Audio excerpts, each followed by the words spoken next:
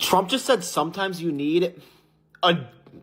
Usually they say he's a horrible dictator type person. I'm a dictator.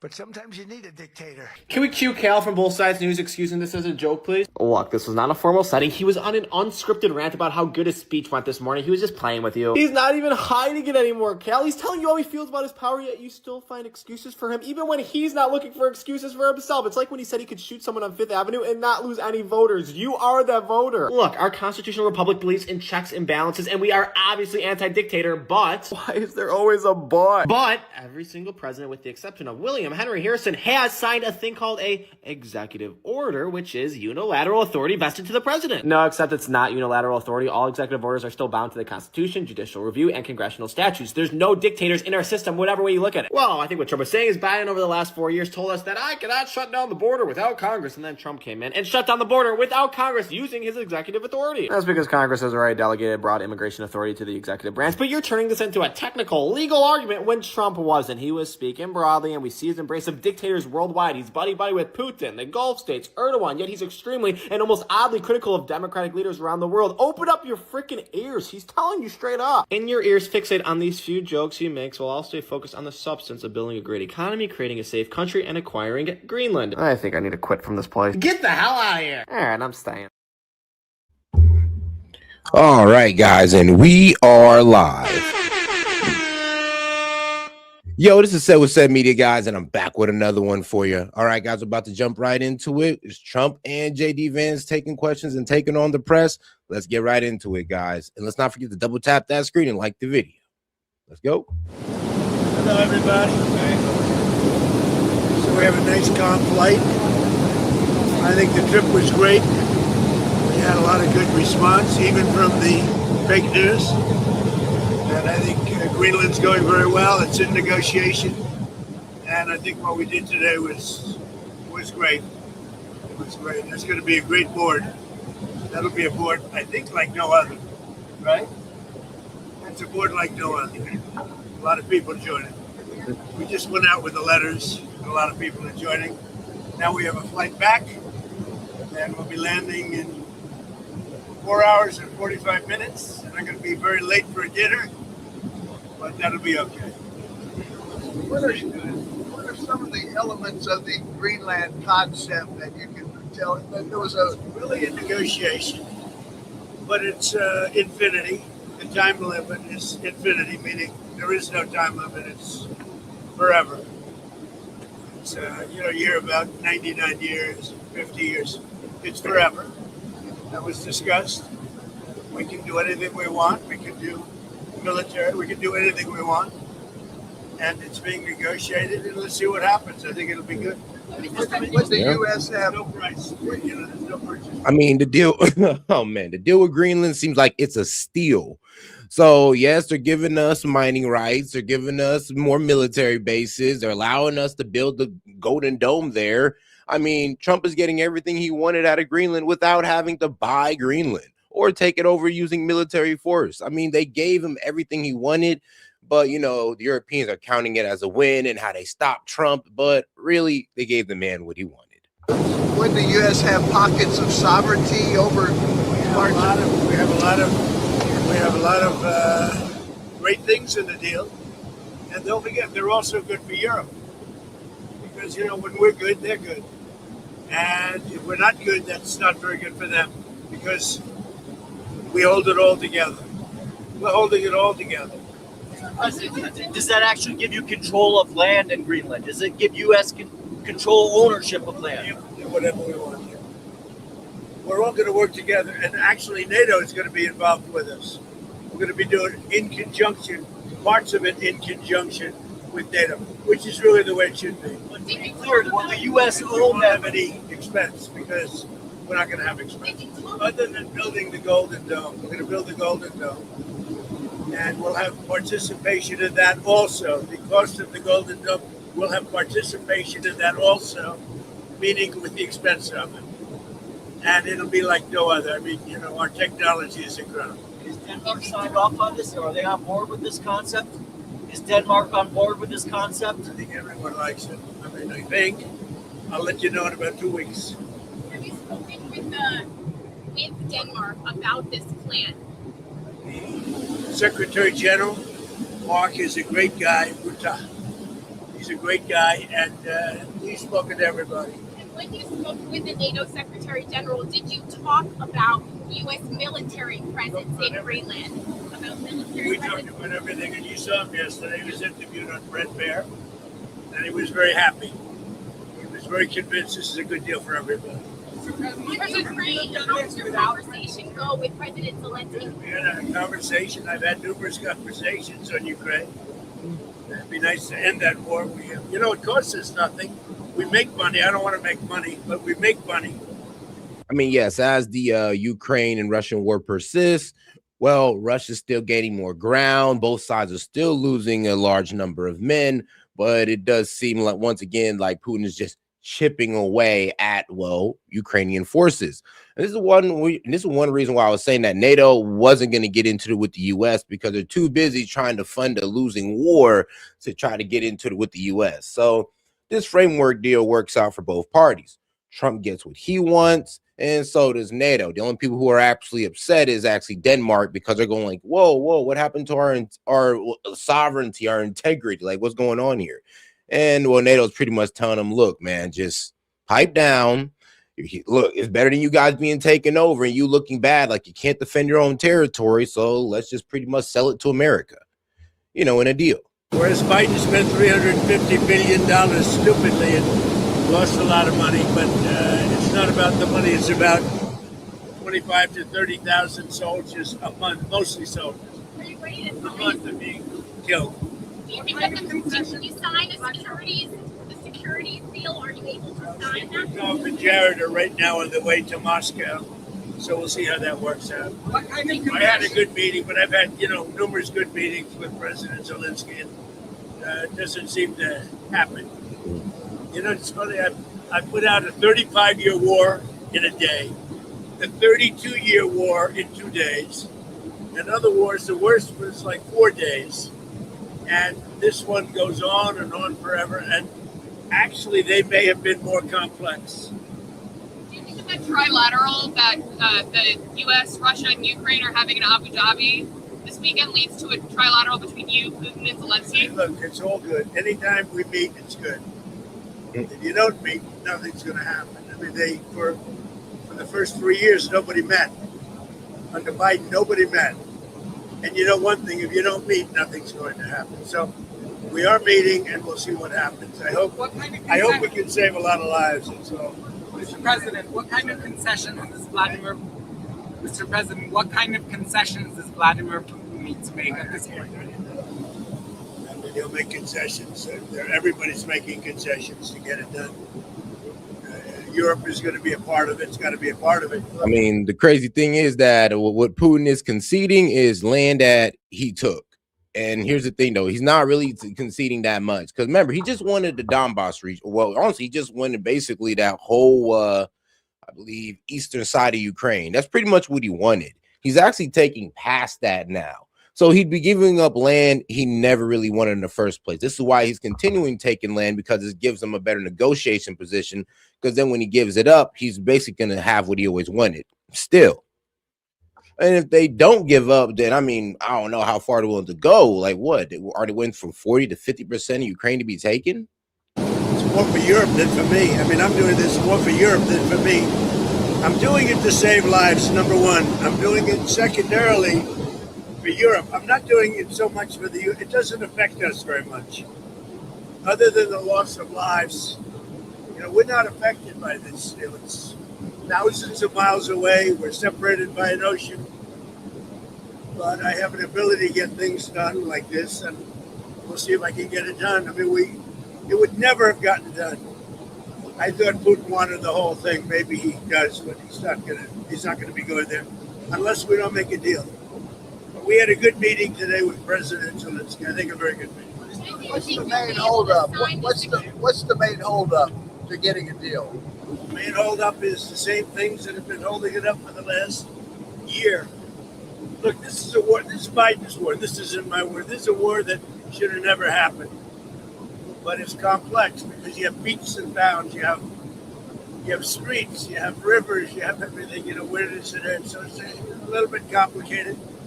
But I've had that in 5 of the other wars. There are meets and bounds. It's a location. It's boundaries. And I got them done fast in days. And this one is just going on. And, what's happened here is... Well, we can say he settled 5 conflicts because about 3 of them is pretty much kind of pop back off. Like, what was it? The Congo, Rwanda, the rebel group there is pretty much causing problems. And then, of course, we got Thailand and Cambodia. I mean, these guys start firing off at each other again.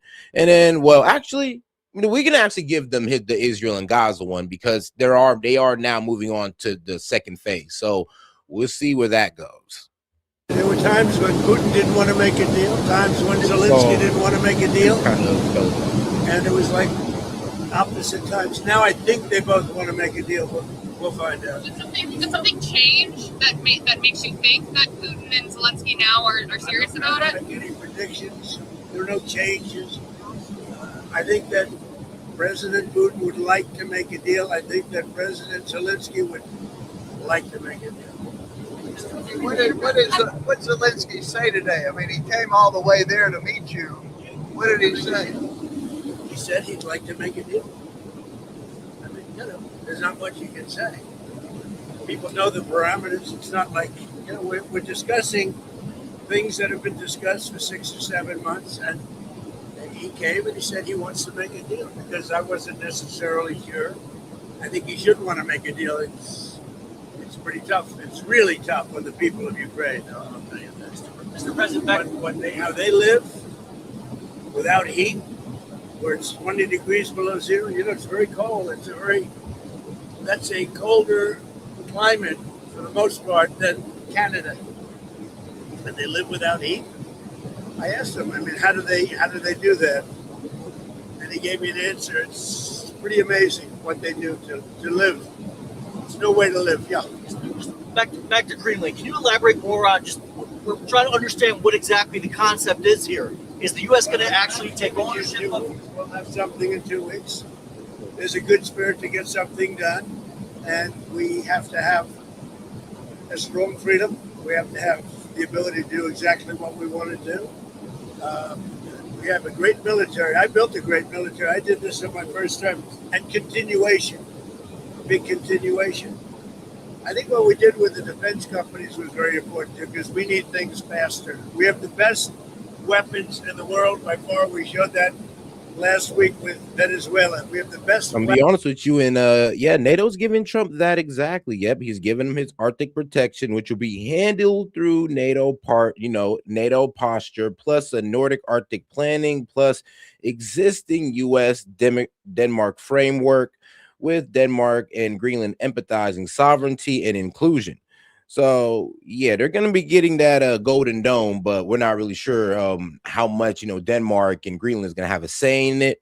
Mining access will be handed over to the United States in some areas, not all areas, but in some areas that we believe is key. And of course, we'll be putting in more military bases.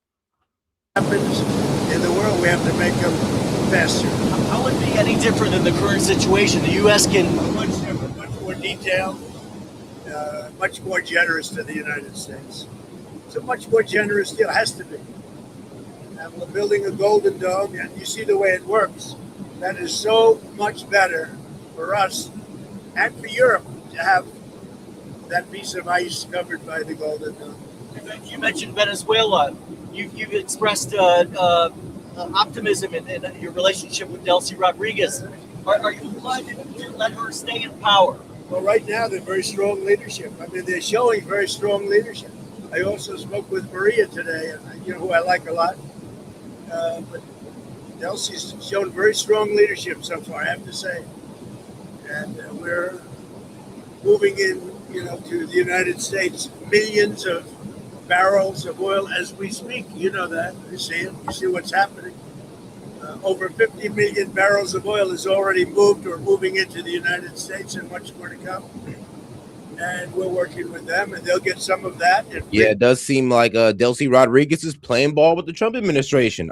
All that posturing she was doing in the beginning, talk about we want Maduro back and all that good stuff. It was just to save face in front of the current regime, or I'm gonna be honest with you, the Maduro regime is still in power. Like the Supreme Court want Maduro back. Most of the government officials there want the Maduro back, but Delcy Rodriguez is kind of telling them like, look, we gotta save face in front of the people, because apparently there's people that also want Maduro back, but they gotta save face. They gotta say, look, we're asking, we're claiming, we're saying that we're demanding Maduro back, even though they are pretty much working with the Trump administration in every way, shape, and form. At a certain point, you could almost say somebody around him, maybe Delcy Rodriguez, was the one who actually gave up Maduro's position. I mean, it would make sense that his VP would know where he was at, but it's all starting to seem like that's the conclusion right there, is that it was an inside job. Somebody snitched on Maduro, and this is how we was able to catch him so easily. We're going to get some of that, and it'll be divided up, and our country will become richer, and that means our taxes are going to be going down, and they will do better. Venezuela is going to do better than they've ever done. So if that continues, Even with us, taking a very fair piece of it, Venezuela will do better by far than they've ever done. It's going to be very rich, and she has done a very good job. Have you spoken with Jamie Dimon since the lawsuit? No, I haven't spoken to him. No, he debanked me. So we'll see if that means anything, but I think it should. You shouldn't be debanked. You get debanked if you don't have money, or if you default and you have this great company, and all of a sudden I was told, no, you can't. Yeah, debanking is a bit crazy. Like, so a bank can literally say, yeah, we're going to close your account. We're just going to send you a check because, of your public image, and we just don't want to work with you no more. I'm just like, whoa. I mean, what are you guys getting involved in my public life to the point where y'all feel like I got to punish me? I mean, when I heard about debanking, I thought that was a bit weird. I'm like, hold on now. I mean, shouldn't y'all kind of be out of my business? The only business you should care about is how much money's in my account. That's the only thing you should be caring about as a bank, not what I'm doing in public. But I mean, hey, it ain't the first time. Let's be real. Banks won't operate with like marijuana companies and all that good stuff. Why? Because they basically operate with it was a Schedule 1 substance. Now it's Schedule 3. But you guys get my point. Can't do that. So wrong. Like, man, think about Kanye. I mean, Chase also debanked Kanye West. And so I don't know what their excuse would be. Maybe their excuse would be the regulators. I don't know. But regardless, I guess it's a good lawsuit because every pundit has come out and said Trump has a great lawsuit here. You're not allowed to do what they did. Jamie Dimon, what he did, he's not allowed to do that. Where do things stand with Iran? The U.S. has got sizable military assets. We have a lot of ships going that direction, just in case. We have a big flotilla going in that direction, and we'll see what happens. We have a big force going toward Iran. I'd rather not see anything happen, but we're watching them very closely. I stopped 837 hangings on Thursday. They would have been dead. Every one of them would have been hung. This is like from 1,000 years ago. This is an ancient culture. Very smart people, by the way, but it's an ancient culture. 837, mostly young men, were going to be hung on Thursday. And I said, if you hang those people, you're going to be hit harder than you've ever been hit. It'll make what we did to your Iran nuclear look like peanuts. And Damn. An hour before this horrible thing was going to take place, they canceled it. And they actually said they canceled it. They didn't postpone it. They canceled it. So that was a good sign. But we have an armada. We have a massive fleet heading in that direction. And maybe we won't have to use it. We'll see. Nah, it is looking like a strike on Iran is imminent at this point.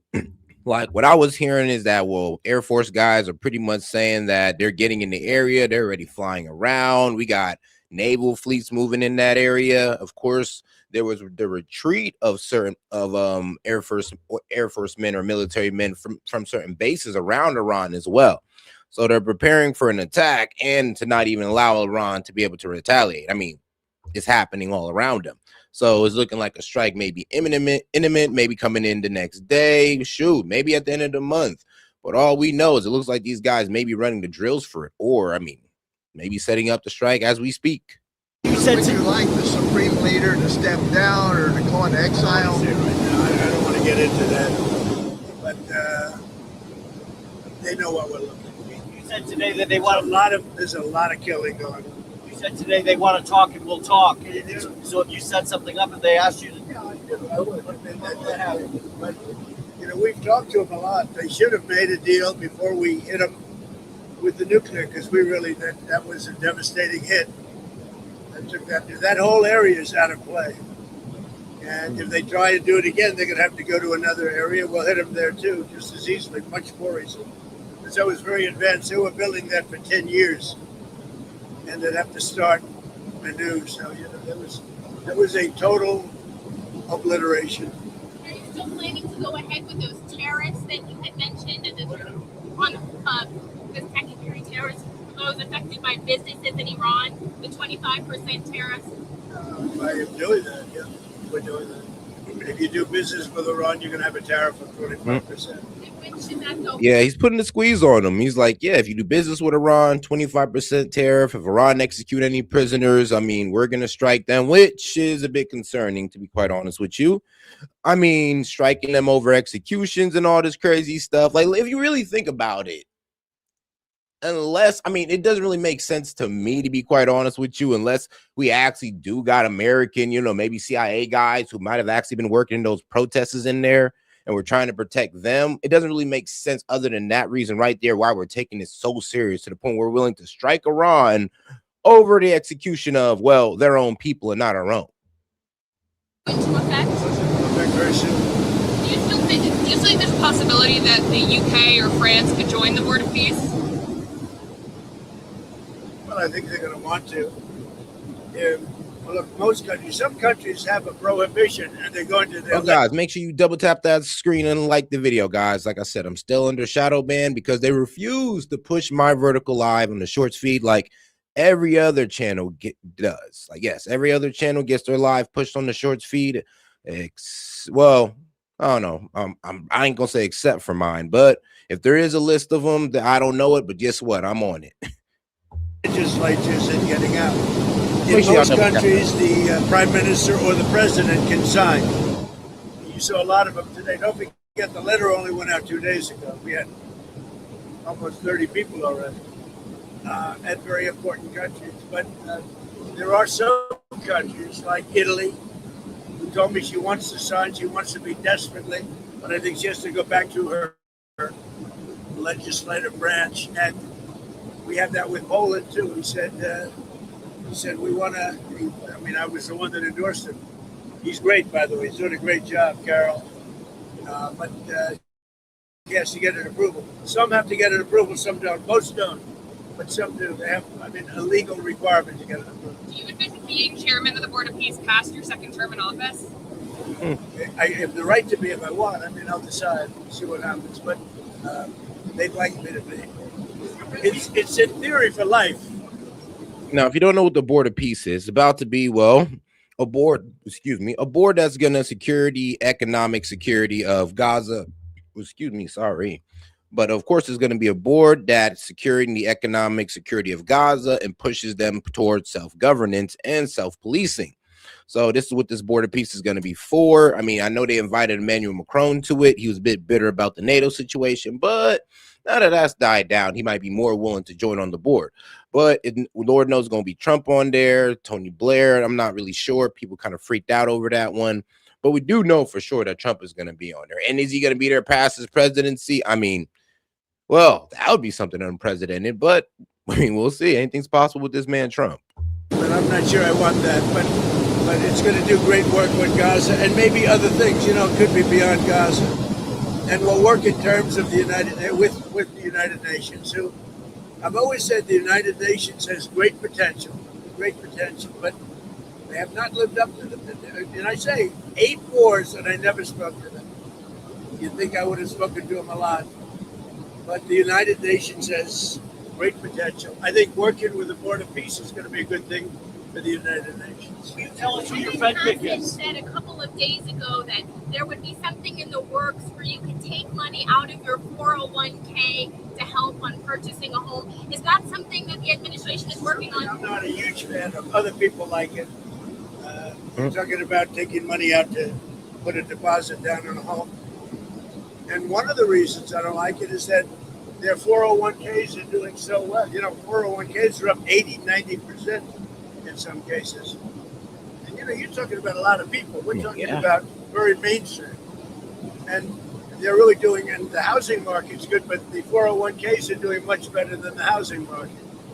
I like keeping their 401ks in great shape. I like keeping their 401ks. I'm not a huge fan of putting down a deposit. I'm not. I'm so happy with the way 401ks are doing. You have people tell me they're up 88%. And over the period of a year, over a full year, it's going to be, it's going to be close to 100%. Yeah. Tell us back to the Board of Peace. Some of the countries are, I think the permanent members contributed $1 billion. What is that money supposed to be for Gaza? Have already put up $1 billion. Some of the countries have already put up much more than that. What's that money for? And that's a lot of money, but it's nothing compared to the value of peace. Peace is so destructive for everyone, even countries that aren't involved. It's so destructive for everybody when you have wars. Can you tell us who your Fed pick is, sir? Can you tell us who your Fed pick is? I'll be telling you soon. No, I have somebody that I think will be very good, but I'm not going to reveal it. Wall Street? Yeah, I would wait too, because as soon as Trump says the name, left-wing media is going to go out and try to find everything on this guy, all the dirt, if he had a failed account, any bankruptcies, any missed calls on any economic predictions and all that good stuff. And they're going to crucify him over. And they're going to be like, this is the guy you want for Fed chair, somebody that Trump appointed. They're going to try to, demonize this man. Trust me, they're going to try to demonize the Fed chair. Why? Because that is a very important position in the United States. Let's be real. As much as I wish it wasn't there, it is very important. But all right. Wall Street, somebody that's very respected, very, very well known, and will do, I think, a very good job. President Putin has said that he may use frozen Russian assets to pay for his entry to the Board of Peace. Are you inclined to let him do that? I don't know about that. I've heard that. Who said that? President Putin. Yeah. It's very interesting. But he said he's going to use his money. His frozen If assets. he's using his money, I think that's fine. Yeah. You're talking about where he said this morning Yes. he's going to join the Board of Peace and he's going to make a contribution of $1 billion. Yeah, by using his money. If he's using his money, that's great. I think it's. Let me get in the chat here with some of my members, though. So shout out to my man Jet. Guys, let's make sure we support the stream so I can keep the stream going on longer. Appreciate the support, guys. But I'm gonna go ahead and mention some of the members. You gotta support those who support you. He said, shout out Jet. I agree with you on that one, because bro, if we put in Trump's Fed chair, this is somebody that's gonna be influenced through Trump for 10 years. We're talking about 10 years of Trump's economic or federal economic policy. So we'll see how that works out, even though that's what we got with Powell, but Powell ended up turning against Trump. It's important to have everybody in. Are you concerned about the investigation into Jay Powell, making Jay Powell stay longer on the Fed? No, I'm not concerned. We'll have to see what happens. He's too late. Just always too late. Despite that, we have interest rates going down. And also he's, building a small complex, the Fed building, and they're going to be close to $4 billion. It's the most expensive job, and it's a renovation. It's the most expensive job per square foot ever built of any kind. It's either gross incompetence or it's worse. Are you done with the interviewing people for the job? Are you worried about the market reaction to your tariffs on Monday and Tuesday? Market reaction's been good. It was up very big today. It was up big yesterday. It's where it started. It's very close to 50,000 for the Dow. And nobody thought you could be breaking 50,000 during the first year. So we'll see what happens. No, pretty much even, right? just about even. The market came up only after you backed away from your threats. As of yesterday, the market came up very nicely. On that 10% cap with the credit cards, is that an end goal? Is it a negotiating point? And are you speaking with certain lawmakers? People, the credit card companies are getting 28% interest. So a guy goes out, they don't even know it. These are people, regular people. They don't know that they're paying 28%. And then it's a little bit overdue and they end up having to file for bankruptcy. I'm not going to let that happen. So it's a 1 year 10% cap on credit cards. We have to get that approved by Congress too. So that's not a no-brainer. Did you say that you It should be a no-brainer, but it's not. Sir, did you say that you spoke with Maria Machado today? Yeah, I called. Can you tell us about that conversation? We have a very good relationship, just to say. She's a good woman, a very nice woman. She's been through a lot. And at the same time, I'll tell you, they're doing a very good job in Venezuela. So it's interesting. I get along with both sides. I get along with everybody but the media. The fake news that I don't get along, but I get along with everybody. I'll tell you one thing we didn't expect. Trump reaching out to Elizabeth Warren to start talking about, well, how to work better with these insurance companies. Because you all know the insurance companies got Elizabeth Warren in their back pocket. So it is funny that they're going to their main bought politician to start trying to work out some things with them. Because, of course, she would know what they want. She's bought by them. Pivot, sir, to at what point will you pivot in Venezuela to say we should have an election there? I want to see how they do. First of all, they have to, we have to take in a lot of money. We have to get that back. Right now, they're not living well because of what's gone on for years. It's years of socialism and worse. It's really, worse than socialism. But we're going to start drilling very soon. We have the biggest companies in the world. We have them. And they're going to be going in. They're all negotiating right now. And we're representing the nation. And the nation is very thrilled by that because we're really good at this. And they'll be taking in more money than they ever have, but we'll be taking in a lot of money too. That's going to do two things. It's going to make the United States a lot of money. And it's also, it's going to make Venezuela a lot of money, but it's also going to bring down oil prices even further. We have oil prices down in many cases to $2.30 a gallon, and in also numerous cases $1.99 below $2. It was $4.50, $5, $3.90. Prices are coming down very rapidly, including groceries, including just about everything, and they're starting to come down even more. We're getting them low. I inherited very high prices. When they talk about affordability, they caused it. I inherited very high prices, and we've done a great job. Prices have come down a lot, and I would say led by energy. We're pumping more oil right now. We're drilling more oil at any time in the history of our country by far. One more on the Fed, if you will. And when you add Venezuela to it, it's a tremendous part of the market. One more on the Fed, if you will. The Supreme Court seems skeptical of your power to remove Lisa Cook from the board. Your reaction to that? We'll see. I listened to some, I read some of it, and I didn't get that impression other than they thought maybe it should have gone through a more normal court system. But nobody was saying she's innocent. What they're saying is maybe it should have been a longer process. So we'll see what happens. Back to Iran for a second. We've seen wild variation in the numbers supposedly killed in those protests. Have you seen a reliable estimate about how many people were killed? Well, nobody knows the number. It's a lot no matter what. Hey, if it was one person, in this country, if it's one person, it's, front page news. It's a lot of people. But there's a difference between a lot and 20,000 people. So we'll find out what it is. We're going to find out exactly what it is. Have you arranged a meeting with health insurance executives? You had mentioned you would have. When will that be taking place? The biggest company, yeah. What I'd like to see is that the money is paid not to the health insurance or not to the insurance companies, directly to the people into a healthcare account, savings account. And the people buy their own healthcare. Now, the Democrats don't like that because they're owned by the insurance companies. The Democrats are owned by the insurance companies. Obamacare, and I said this for a long time, Obamacare was set up by the insurance companies. They made a fortune. 1,000 points, they're going up 1,000, 1,250, 1,359%. That's all the money pouring in. I want the money to go directly to the people. Let the people buy their own health care. Now, their health care is going to be better, and they'll be paying less money. It's going to be amazing. But we have to get the Democrats to support it, most likely. Yeah.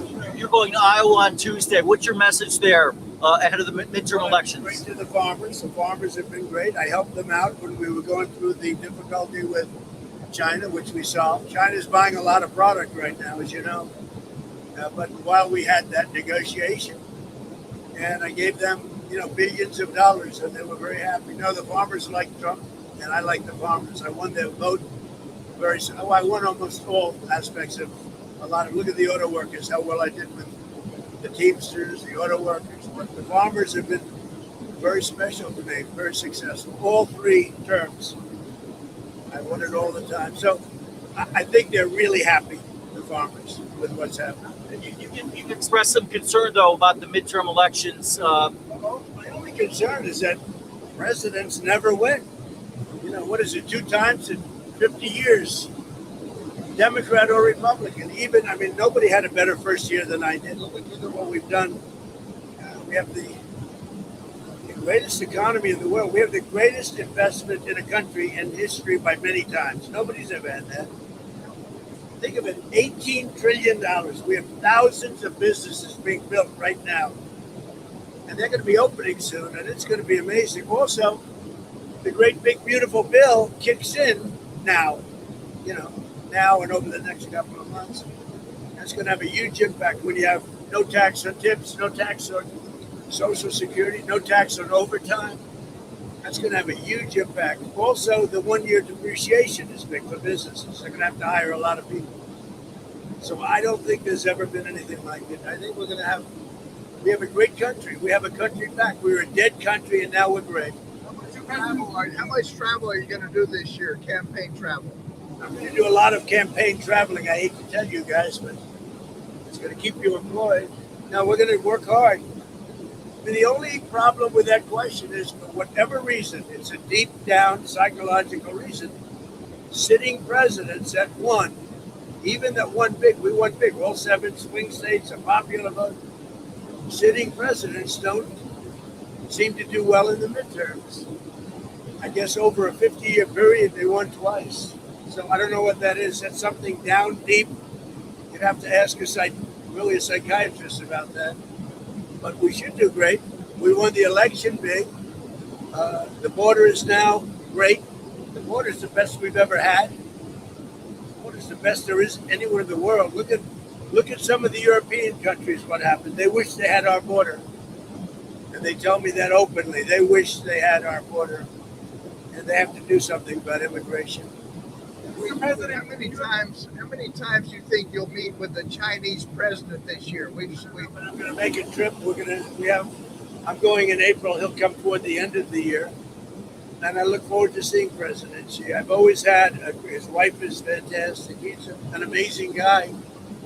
And I've always had a great relationship. President Xi of China. Always had a great relationship with him. It was a very strained relationship during COVID. But now it's an excellent relationship. Look, you see that. Look at all the farm product they're buying now. The soybeans, they're buying a lot of soybeans. And that makes our farmers happy. And that makes me happy. Thank you very much, everybody. Thank you.